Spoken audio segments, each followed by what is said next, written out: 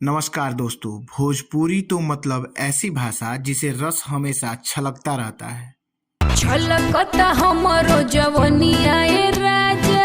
लेकिन पिछले कुछ सालों में भोजपुरी और हिंदी या कहीं भी भोजपुरी के साथ अन्य क्षेत्रीय भाषाओं का कंपटीशन कम हुआ है। लेकिन भोजपुरी की बढ़ती लोकप्रियता या कहें कि बढ़ता कद देखकर आज भी जलने वालों की कमी नहीं है, क्योंकि आए दिन ऐसी घटनाएं सोशल मीडिया पर सुर्खियां बटोरती नजर आ रही हैं। घटना 1 जनवरी का है, जहां मुंबई में भोजपुरी और मराठी गानों को लेकर दो गुटों में भिड़ंत हो गई, जिसमें एक युवक की जान चली गई, वहीं दूसरे की हालत काफी गंभीर बताई जा रही है। और इस वक्त बड़ी खबर आ रही है मुंबई से सटे मीरा रोड में न्यू ईयर पार्टी में हिंसा की खबर सामने आई है।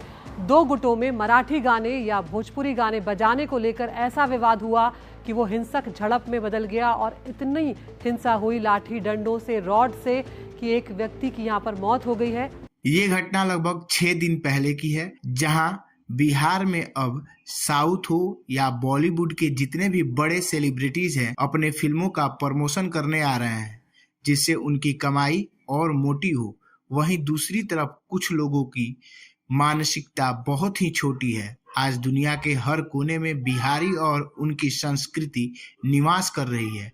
वहीं दूसरी तरफ अपने ही देश में ऐसी घटनाएं हृदय विदारक होती हैं। घटना मुंबई के सटे मीरा रोड की बताई जा रही है, जहां न्यू ईयर पार्टी के दौरान दो गुटों में मराठी और भोजपुरी गाना बजाने को लेकर ऐसा विवाद हुआ जो खूनी झड़प में बदल गया और नए साल के शुरुआत में ही एक मां ने अपने लाल को खो दिया, जिसका नाम राजा परियार बताया जा रहा है।